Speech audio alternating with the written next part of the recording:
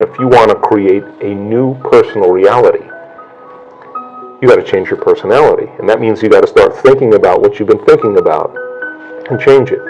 Look at your unconscious habits and behaviors, what you say, what you do, and become conscious of it and change them.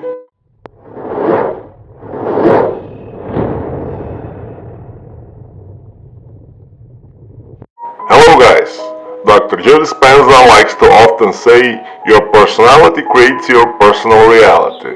But what that means exactly? It means you can become a healer of your life. If you learn how to elevate your vibration, you will be able to manifest miracles in your life.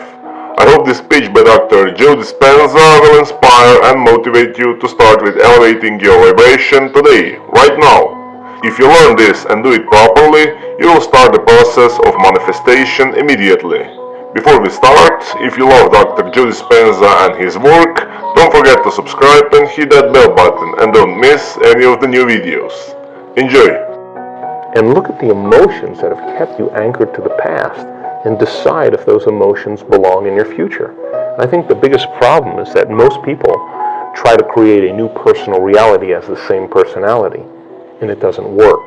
So then as we begin to demystify this, and the person starts to say, oh my God, the disease that I have is because it's connected to this personality.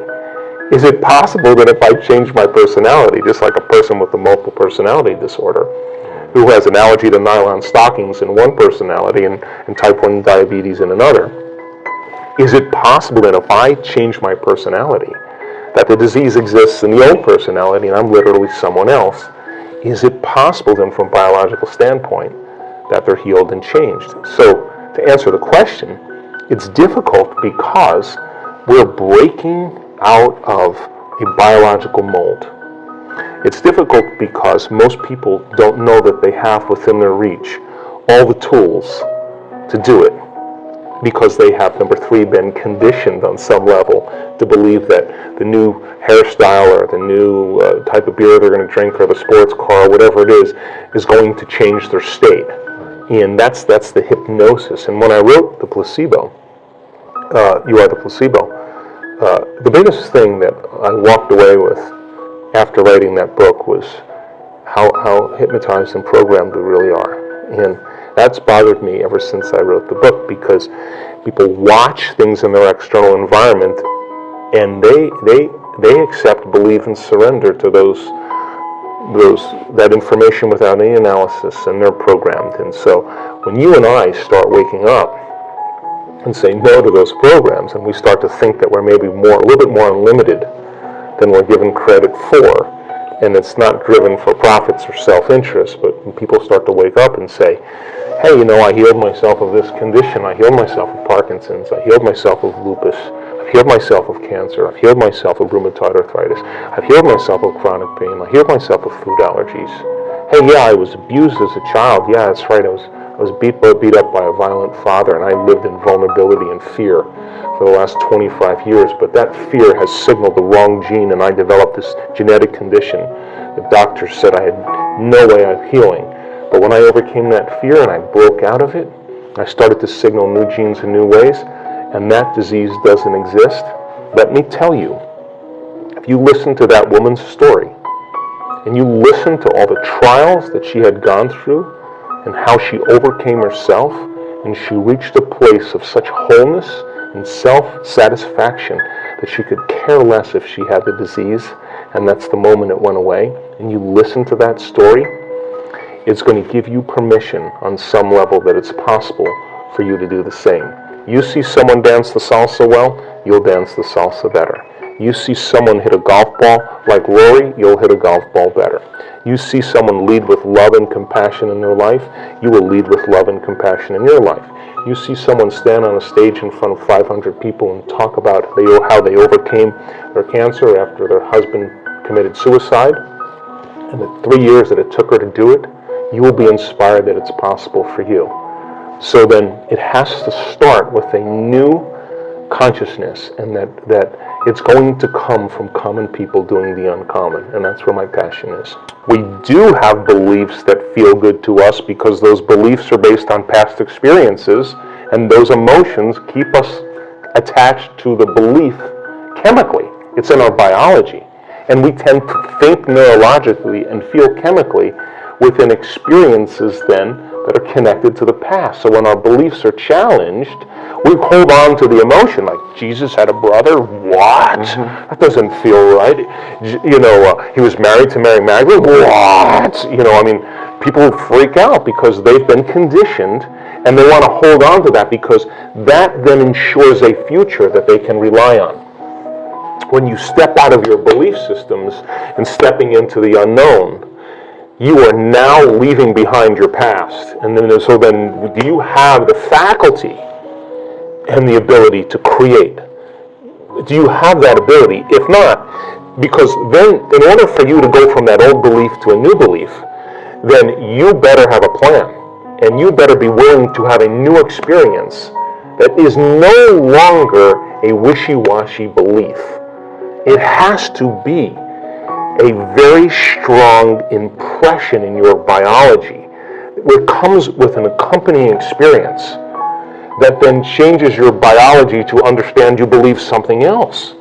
But that's not the end either, because then you have to question from that point, what is the next belief that helps you to understand the next thing? For example, the person in our work who, I'll use a simple example, has a very, very difficult marriage.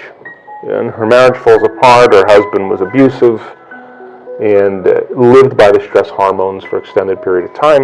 Of course, all her energy is going for some threat in her external environment. She has no energy in her internal environment for growth and repair. No energy for long-term building projects. The body is in vigilance. It's always anxious. She's anticipating something bad happening all the time, and she's got food allergies to everything. She's allergic to her environment. She comes to the event, she does the work, it takes her 3 months, and all of a sudden, in one event, she has a breakthrough, and she's eating anything she wants. Now, she's changed her belief about her past because she's no longer saying, I am this way because of my relationship with my husband. See, because when you say, I am this way because I had an abusive father, I am this way because I had a difficult marriage, I am this way because I got fired from my job, what you're saying is, I haven't changed since that event emotionally. And so now you're viewing your future through the lens of the past. When you overcome that emotional state, a memory without the emotional charge is called wisdom. Now you're ready to create a new future, because if you're still attached to the emotion, you're still attached to the past, and you can't create a future. So all of a sudden now, the person has a transformation. She has a shift. She knows that she's liberated from that anxiety. She feels it. And as a result of it, in a matter of moments, Ben, her biology reorganizes to a new mind. And now she's eating. I'm watching her eat pizza. I'm watching her eat a hamburger. She's laughing. And it's sustained. But that's not the end. Because if she's healed herself, then the next question is, I understand the physics and biology of what I've done. Is it possible if I heal myself that I can heal another person? Now my belief is being challenged again. Now I'm challenging my current belief.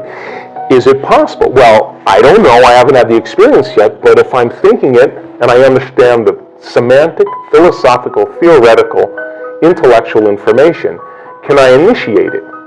Can I apply it? Can I personalize it? Can I demonstrate it? Can I modify my behavior in some way based on my last experience to have a more evolved experience?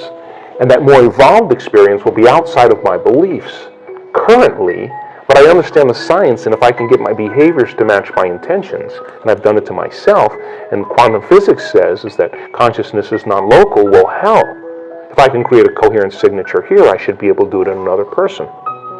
So then when the experience occurs, now I have more circuitry in my brain that's enriched. I have a new feeling in my body, and I feel like a healer.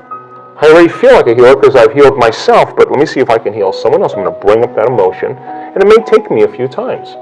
And I'm telling you, that woman, we did a coherent session where we're healing another person, and the person laying down there was a woman from London who had exposure to a bacteria in India 20 years ago who had food allergies that couldn't overcome that bacteria. And I watched this woman synchronistically Unbeknownst to the woman laying down there, lay a coherent energy in that person's body, and that woman was healed. I had dinner with her in London, and she was eating salmon and rice and everything else, and she said, I don't know what happened, but I got healed.